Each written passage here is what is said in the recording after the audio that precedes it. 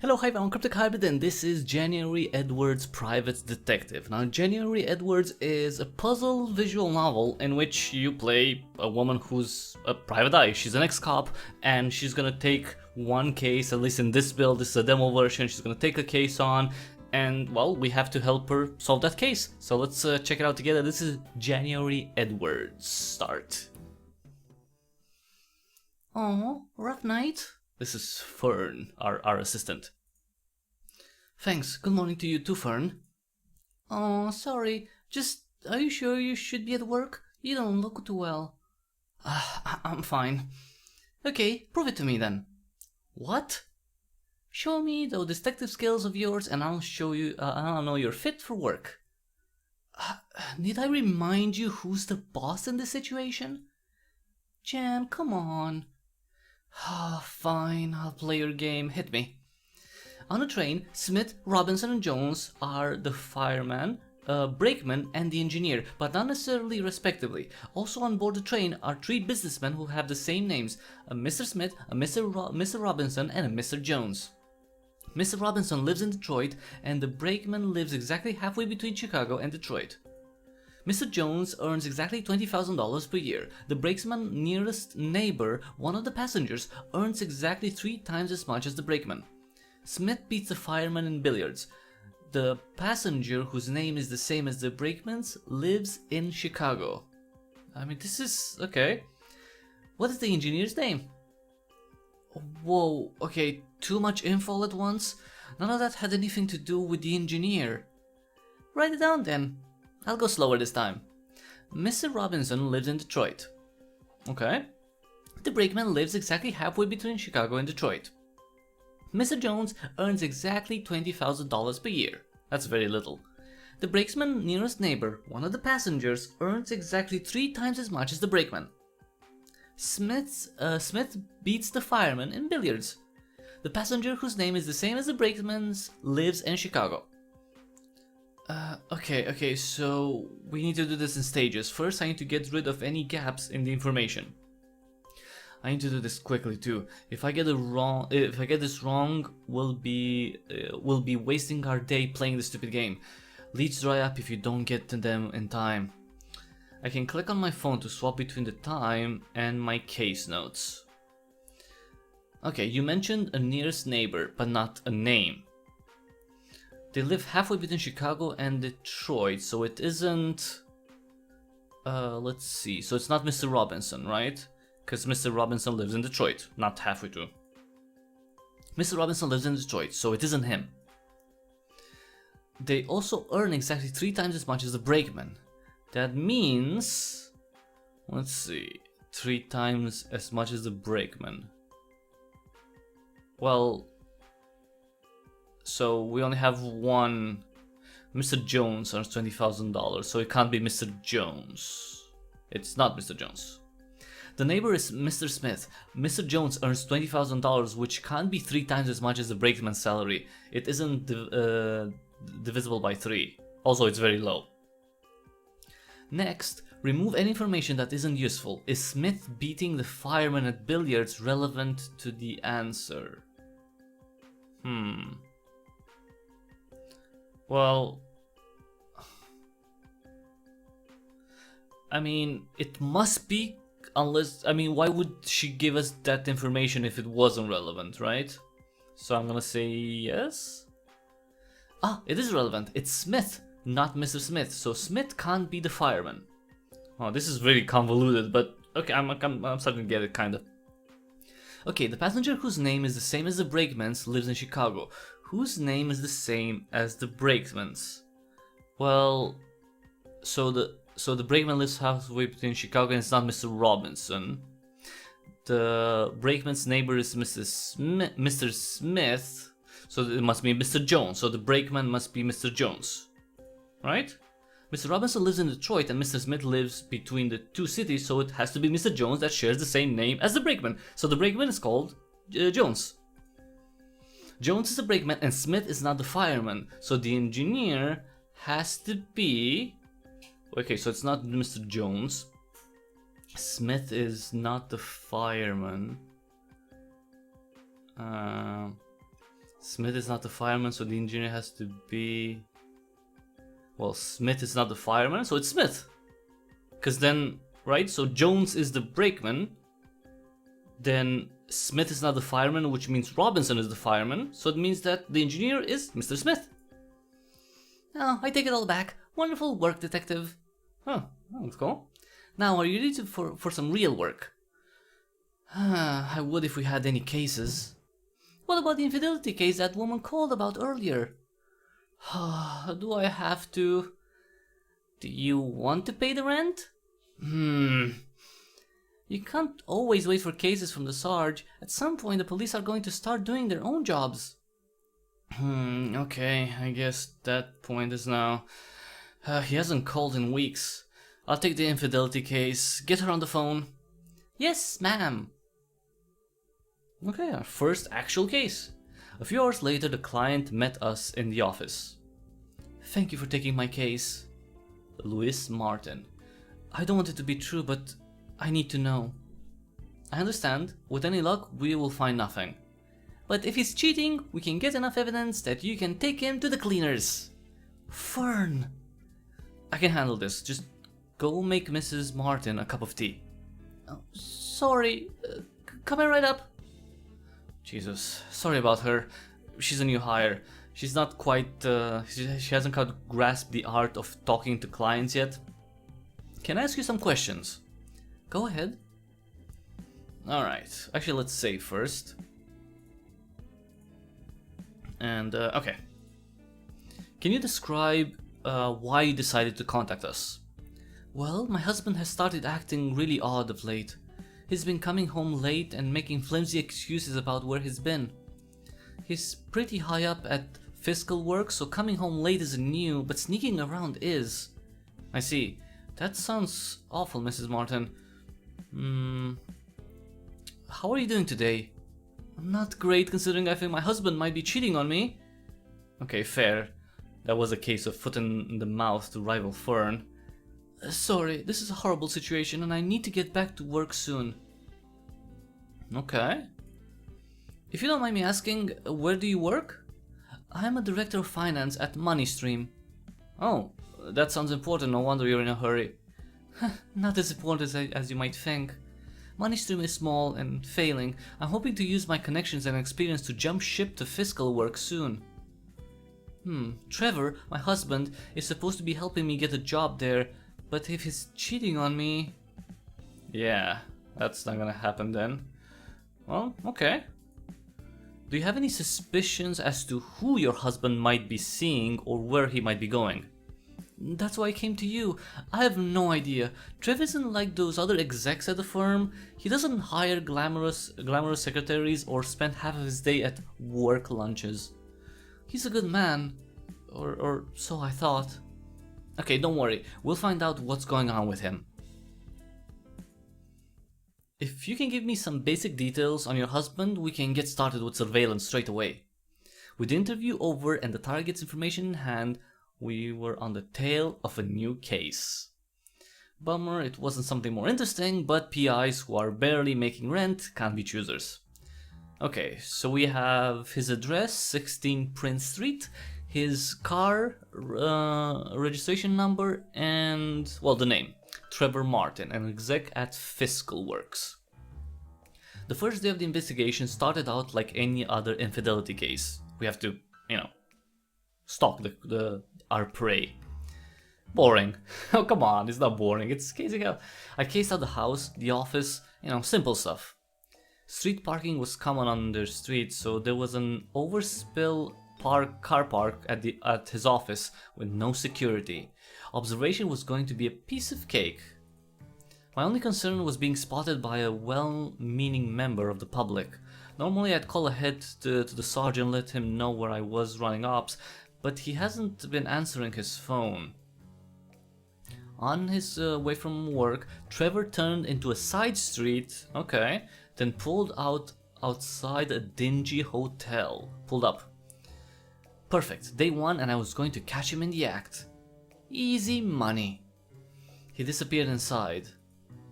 They probably wouldn't leave at the same time, but if I waited here for a while, I was bound to get a photo of whoever he was meeting. Hey Fern, check the Belfort Hotel against the list, will you? You spotted him already? Nice one, over.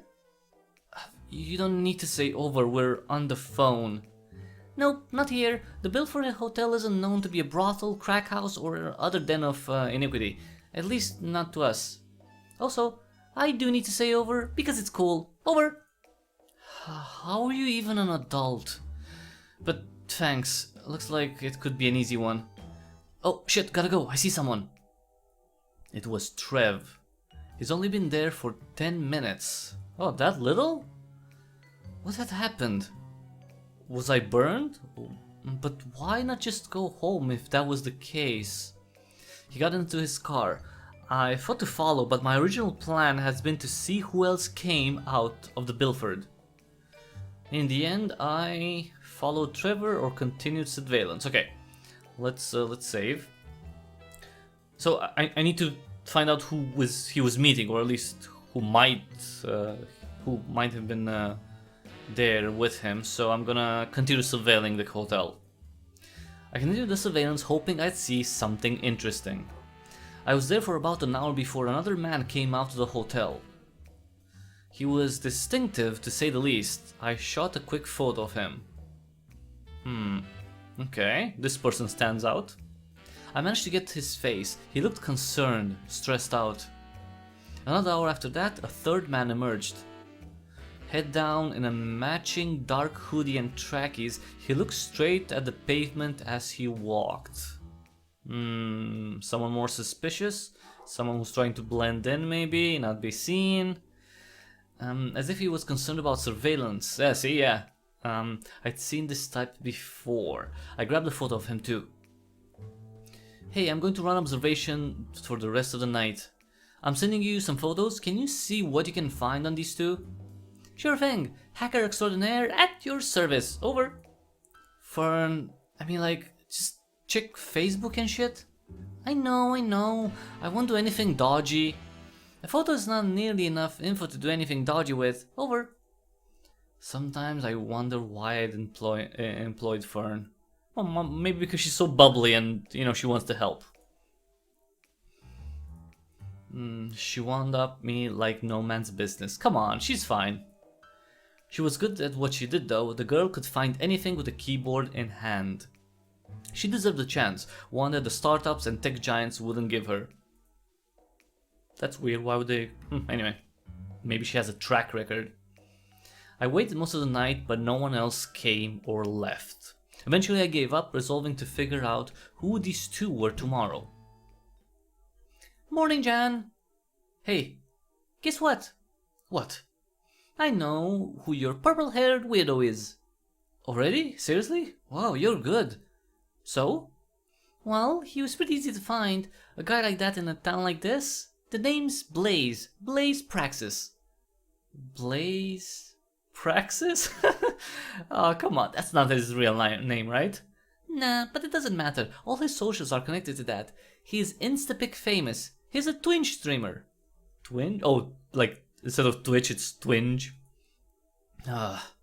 Seriously though, why would someone famous risk being seen somewhere like the Bilford? He certainly wouldn't be staying there. Wait, you don't think he's the other woman, do you?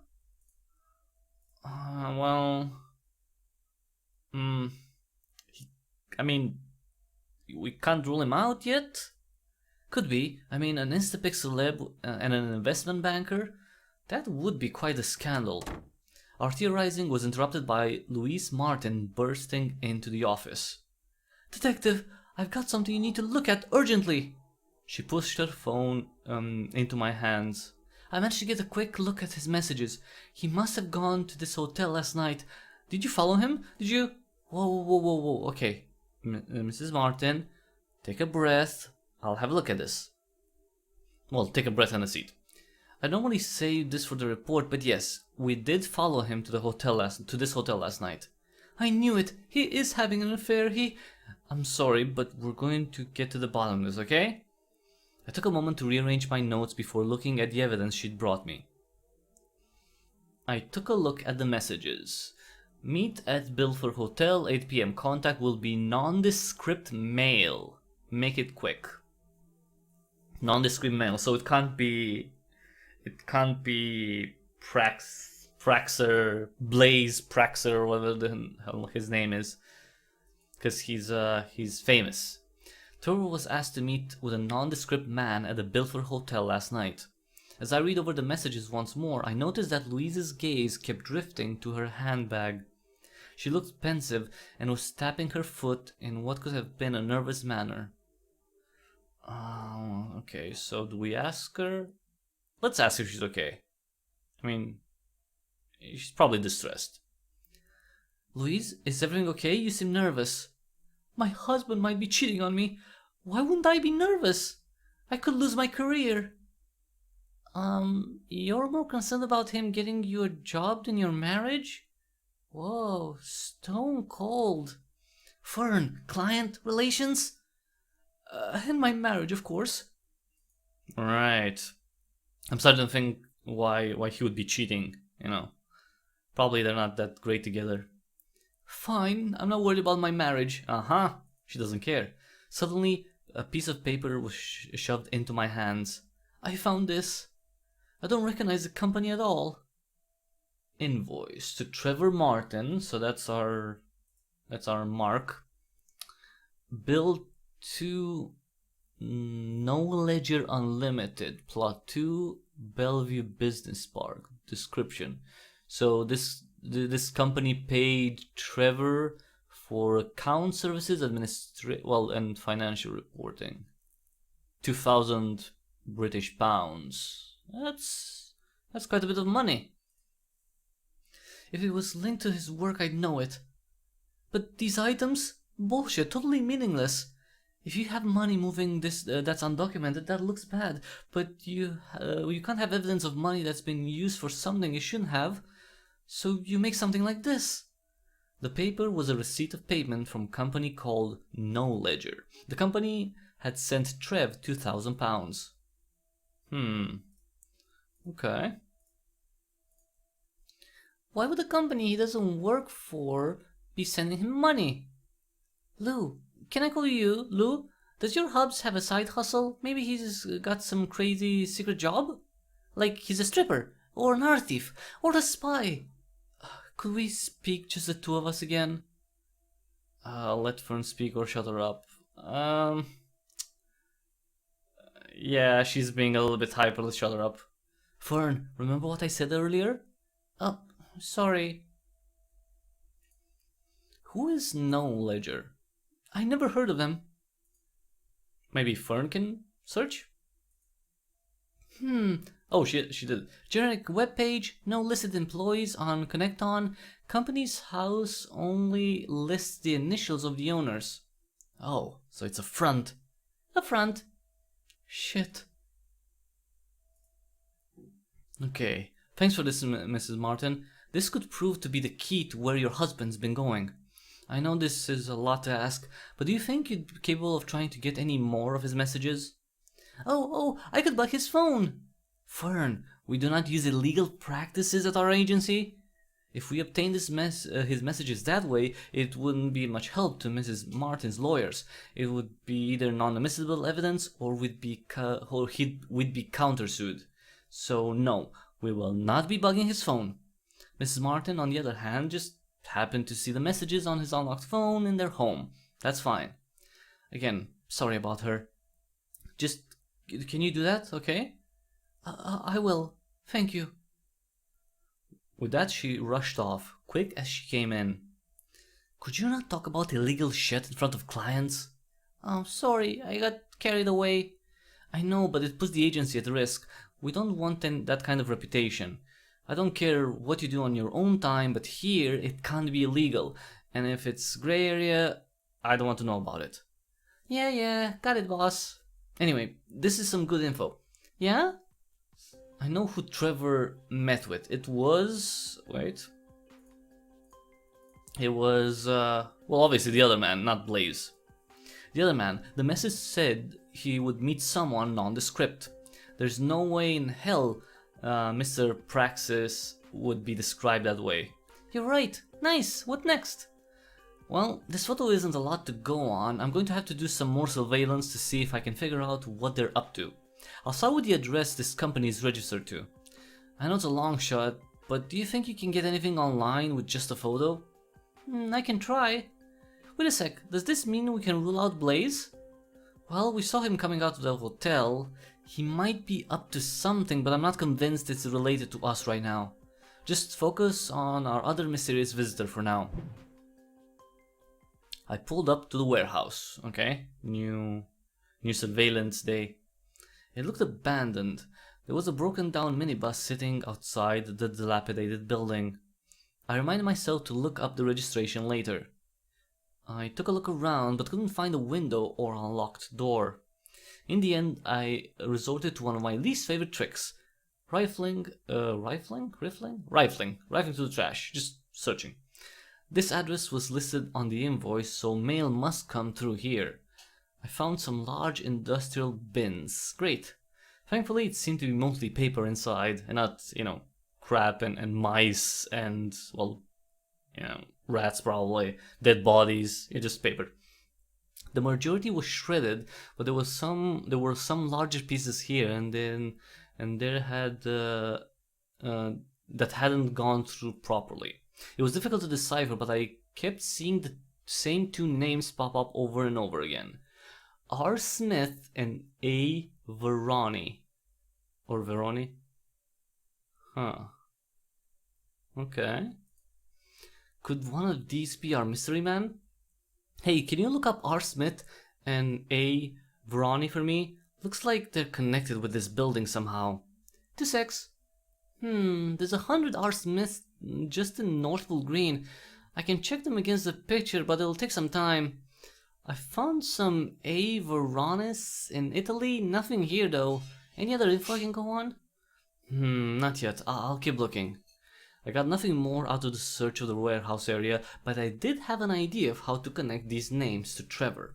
I headed back to the office to test my theory, but was sidetracked by more important news.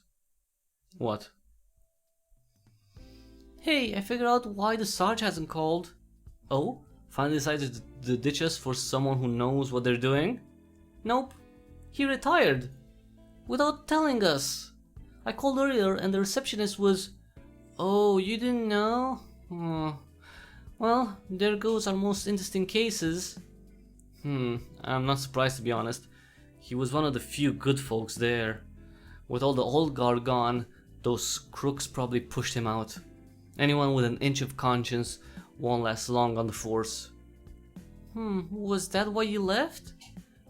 You could put it that way though. Left is kind of a kind choice of words. Fired, more like. Is this where you finally tell me the story of January and her police days? Nope, no it's not. You didn't happen to find out who's in charge at the station now, did you? Someone called Avery Jones? The guy on the desk didn't seem to be a fan to be honest. Fuck. I need to go. Wait, what? You can't just have that reaction and go. Who are they? One day you're going to tell me the story of you being a cop and what your connection to this Jones person is. I don't want to dredge up the past, Fern. It's all the same story and it's not a good one. Wow. I left her puzzling there as I left the office to do some more reconnaissance work. It didn't feel good avoiding questions and pawning Fern off, but I started the agency to get away from that life. I mean, you could still tell her about your past, because she's interested. Anyway, to get away from her. Okay, get away from whom? Morning. Hi. Look, I'm sorry I left in such a hurry last night. If it's any consolation, I rang the Bilford. Manager managed to do my corporate voice and get them to dish the info. R. Smith stayed there, but A. Veroni didn't. So, Smith's our guy. Oh, good to know. Let's get him. I knew Fern was mad at me and faking her enthusiasm, but what was I supposed to do? Face all of that? I don't think so. Oh, I checked the company's house. Our A. Veroni is listed as the director of No Ledger. First name, Araminta. You'd think a name with a name like that, you'd be easy to pick on social, but there was nothing there. A ghost initially erased her presence from the net. Initially erased her presence? So suspicious. Okay, so they don't have a social media footprint. A company who won't list what they're really paying for, whose CEO is an online ghost. Totally legit then, yeah? As exciting as it is, we won't get a lot from her. I think we need to focus on Smith. Well, you're the... what was it? Hacker extraordinaire? I'll trust your gut on this one. Flattery will get you everywhere, my dear January. Let me take a look. Actually, let's also save. We haven't saved in a while. Alright, R. Smith. We have to find out who this R. Smith is. Oh, there's dozens of R. Smiths just in North Pool Green alone. It'll take ages to sort through all of this. Wait, don't worry. I think we can narrow it down a bit. Let's start by eliminating profiles by... let's see... hair color, gender, relationship status. I mean, how would I know the relationship status? Let's go by gender. Their gender, okay. We target what this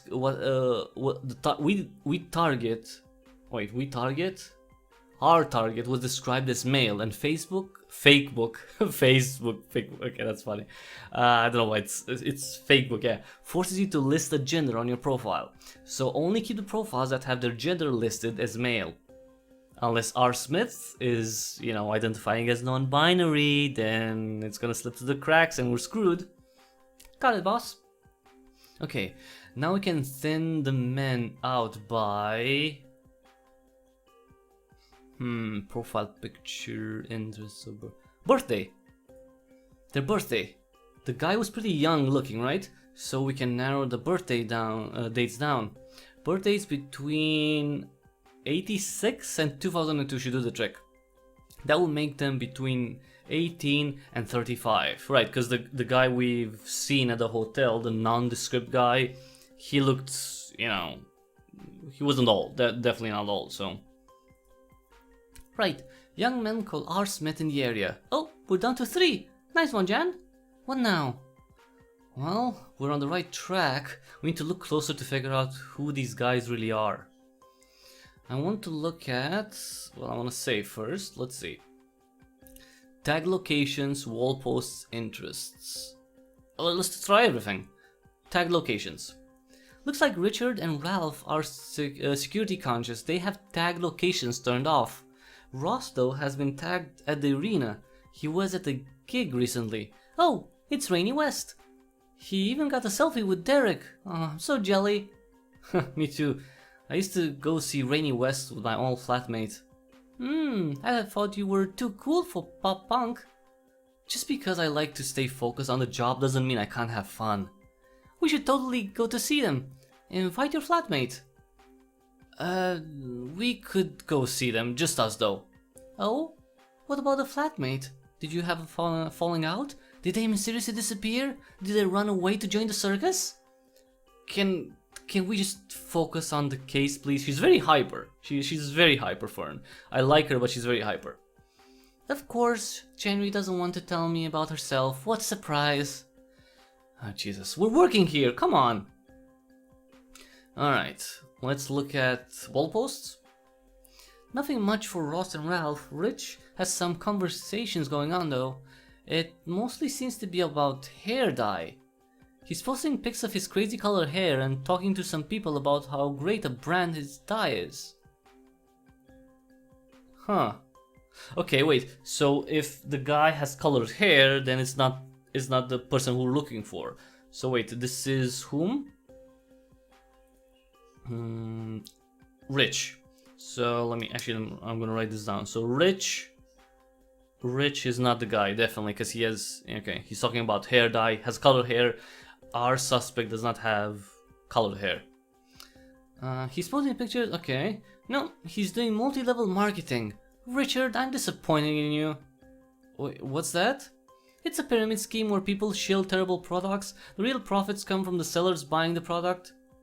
Oh, I think a bunch of girls I went to high school with did that. Like those posts on Facebook where they talk about their amazing results? Yeah, that's it. They should get real jobs, like stalking people on Facebook to find out who's cheating. It's still, I mean, I know she's being sarcastic, but that's still our job, so. Alright. Let's see. So, okay, so tag location, wall posts, interests. Let's look by interest. Interests coming right up. So Ralph is interested in technology. Okay, so we have either Ralph. Technology, stocks, and space. Well, I bet he's a Dusk fanboy. Dusk? Oh, Musk, Elon Musk. Gross. Richard likes fashion, hair, and music. So he's not it. He's not filling much here. It's kind of basic. And Ross is the same. It only lists music and skateboarding. Okay. By that, I'm gonna probably. I think it's gonna be Ralph. All right. Alright. Okay, this info lets me eliminate one of the profiles. I can get rid of. Well, I don't have enough info for Ralph and Ross, but Rich definitely. We can cross them out.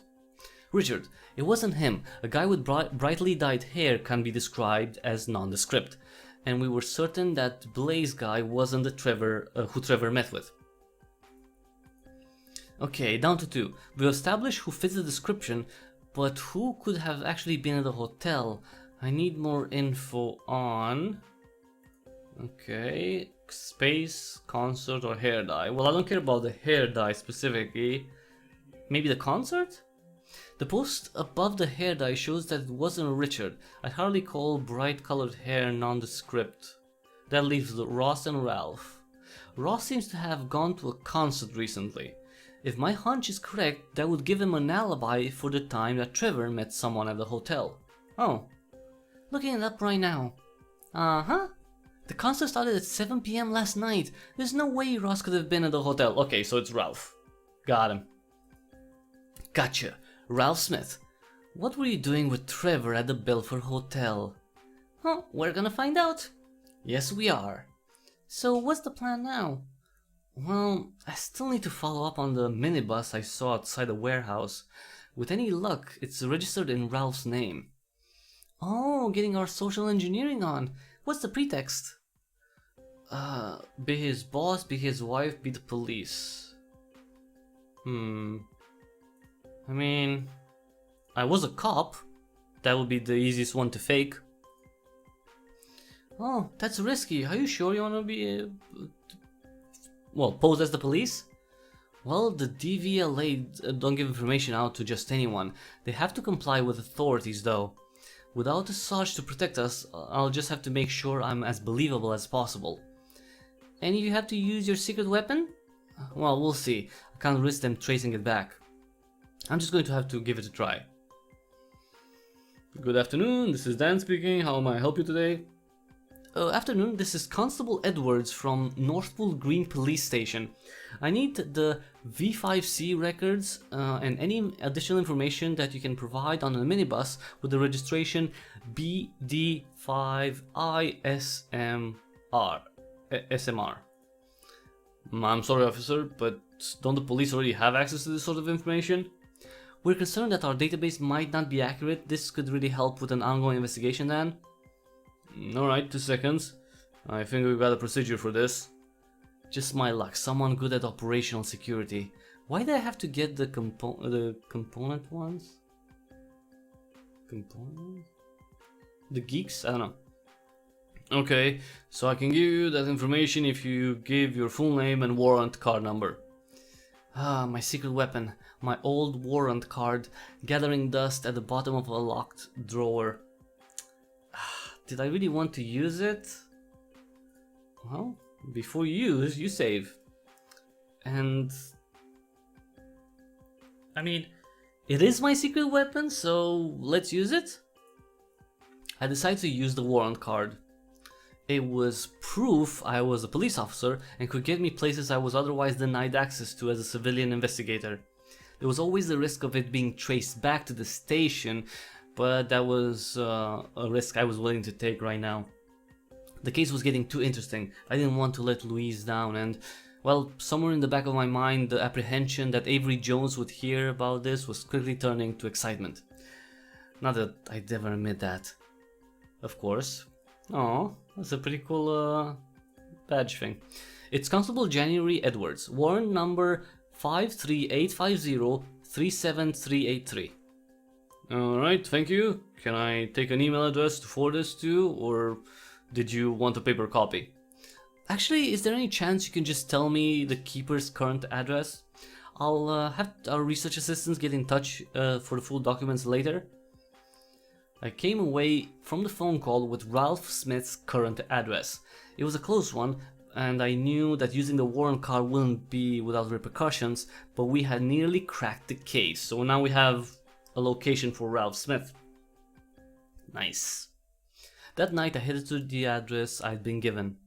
The plan had been some light reconnaissance, but 2 hours in, I hit the jackpot. Who else had pulled outside the house but Trevor Martin? He looked even more nervous than he was outside the hotel.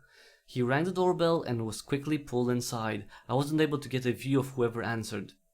Just like before, he was in and out in less than 10 minutes. So I'm going to guess it's not a quickie?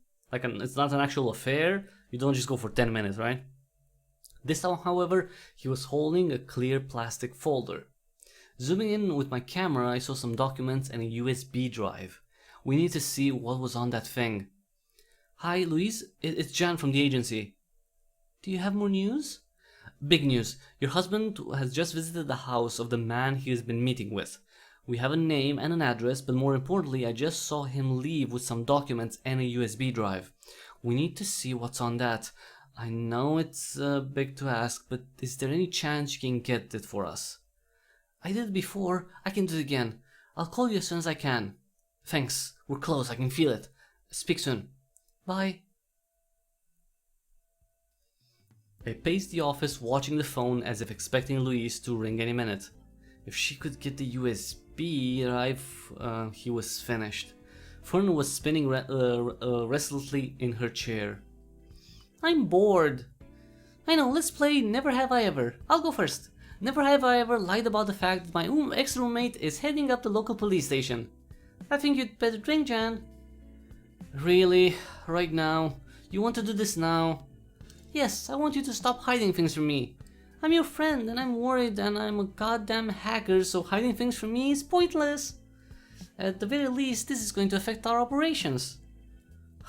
Look, if I agree to tell you after the case, will you get off my back? Oh, our argument was interrupted by the arrival of Louise, once again bursting into the office in a rush. This was becoming a habit. I got it! Let's take a look at this sucker. This right here is Halotus 3.0. My dummy machine was plugging weird shit. My dummy machine for plugging weird shit into. Nothing that looks malicious so far. Let's open up some of these docs. Doesn't mean anything to me. Oh no. Do you know what these are, Louise? These records, they're highly confidential. They're detailed finance plans. Where did these come from? The documents with the USB, they were receipts. He paid for this. His promotion. No. I wonder why he'd been promoted so fast. He was never that good at his job, to be honest. Oh, fuck. He's been buying and selling information. This is corporate espionage. This is a million times worse than cheating. Really? Is it? Because he's not stealing from you. Alright. I guess she just cared about her career more than the marriage, so she really doesn't care about him. Jesus. I can't be connected to this. It would ruin me. What do I do? Well, we can hand this over to the police, or we can alert his bosses. I'm not sure if there's much else to be done. Okay, so I mean, it's her husband. Let's let her decide. I'll let you decide what to do. I'd recommend you call the police though. I'll still provide the full report to you to look over. If there's anything else we can do, we're a phone call away. If I'm not out of this, if I'm not out in front of this, I'm going to look like an accomplice. What he's doing is wrong. It's screwing over the rest of us that are trying to do our jobs. We're pulling the weight while he's playing spy. That's not the man I married. What happened to him? Well, maybe he's in a loveless marriage with, you know, a woman who just wants to get ahead in the job and doesn't care about him, so, you know. Anyway, I really am sorry, Louise. I can help you make the report if you'd like. Yeah, that would be good, thanks. And so our not so simple infidelity case came to an end. We helped Louise phone the station and send the documents over in the guise of an anonymous PI. They will have known exactly who it was, but I was trying to keep my name as far away from Avery Jones as possible. We'll just have to wait to see what happens to Trevor, though my gut says some slippery lawyer behind closed doors will see him walk away scot-free. I just hope that Louise gets her divorce and her promotion. Yeah. The next day was spent doing paperwork, billing, and avoiding talking about the fight we almost had last night. Let's go out, celebrate another case cracked.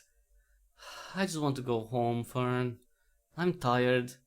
Jan, you've spent this whole case grumping at me and hiding things from me. What happened to the old days, celebrating after cases? 1 a.m. trips to Tosco's where when you'd ride me around in a trolley? That time we accidentally stole that dog? I thought we were friends, Jan. We are friends, Fern. And I miss Rover. Yeah, I bet the people who had Rover missed him when you stole him. Jeez, who steals a dog? Anyway, I guess I thought we could get away with that sort of thing forever. That the past wouldn't catch up with me. Running this place with you was like being at university again.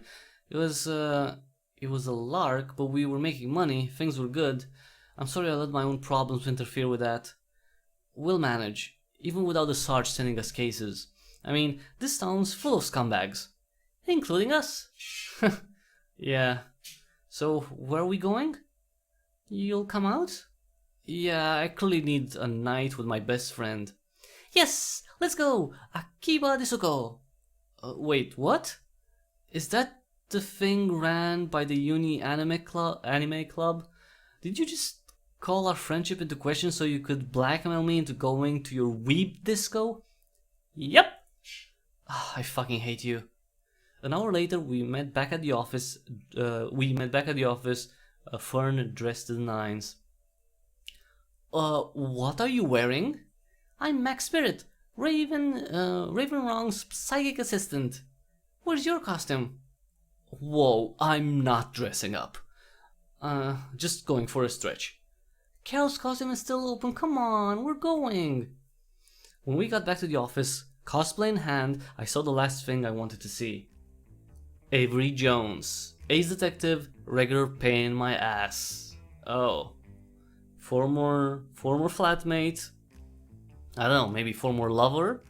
You know, chief of police right now? You know, frenemy? The very person I'd spent the last year running from. The first time I see you in over a year and you're hanging out with children? Hey, I'm 23 years old. Well, you dress like you're 19. Why was a deactivated warrant card used to get information from the DVLA, ex-Constable Edwards? And that was when things got complicated. And that was the end. That was the end of the demo version of January Edwards, Private Detective. I mean, I'm sensing some drama. I'm sensing some, you know, unresolved drama with Avery. And hopefully new cases, but we'll have to see. For now, that was the demo. If you want to check it out yourself, you can find it on itch.io. It's available for Windows. You can download it for free and play it, or you can give the developers, you know, $1 through $3, $5, $10, however much you like, as support. You can also leave some feedback, say what you like, what you didn't like about the demo version, and hopefully we'll get to see more.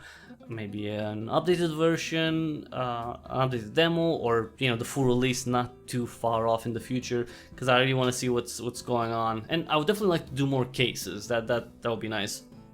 Maybe some tougher cases. I mean, you know, that wasn't it was still interesting. Corporate espionage, that was nice, but maybe something more, more dangerous would be cool to have. So yeah, everyone, that was January Edwards PI. Thanks so much for watching. PI, private detective, actually, not PI. If you, well, isn't the same thing? I guess it is. If you like this video, please give it a thumbs up right quick. And if you like what I do here, consider subscribing. That would be actually immensely helpful. If you could subscribe, tell other people about the channel, spread the word, check out the back catalog too, check out YouTube, check out BitChute if you want to see all the cool games that I cover. Subscribe on both channels because, for example, on YouTube I do developer interviews, I do live streams, while on BitChute I put up gameplay videos before anywhere else. So if you want to see all the cool games that I cover, check out both channels, and again, subscribe on both. And after that, please just have a minute to see the ways through which you can support me so I can continue doing this for a very long time. You can either give me a direct donation through PayPal, there's a PayPal link in the description, or you can support me whenever you make a purchase, a game purchase, whenever you buy anything from the Epic Games Store, the Humble Store, Fanatical. Just before you do that, you use the affiliate links or the creator tag in the description below. And you're not gonna pay anything extra if you use those. You're just gonna tell that store to send me a small percentage of the money you spend there. So it's a very small thing that you can do, but it goes a very long way. Last but not least, another great way to help out without actually having to pay anything out of pocket is to download and try out the Brave browser. Now, the Brave browser is an open source, privacy focused browser that's based on Chromium. It has a built-in ad blocker, it blocks trackers, it blocks fingerprinting methods. So if you care about your privacy online, even if you don't, try it, you're not going to be disappointed. I've been using it for more than a year and a half now, and it replaced Chrome for me, both on my desktop and on my phone. So give it a try, download the Brave browser through the referral link in the description below, install it. If you end up using it for at least a month, then I will get a small crypto reward from the Brave software team. Now, if you already use the Brave browser, you can tip me the basic attention tokens that you get through it. If you choose to see privacy protecting ads, you get bats, you get those basic attention tokens, and you can tip me 1, 5, 10, however much you like, any amount is greatly appreciated. You can tip me those bats on any video of mine on YouTube or on any post that I make on Twitter at cryptichybrid. Follow me there so you can pass 1,000 followers, and the sky's the limit after that. Thanks again everyone for watching. This has been January Edwards, and until the next time we see each other, thank you and have an awesome day.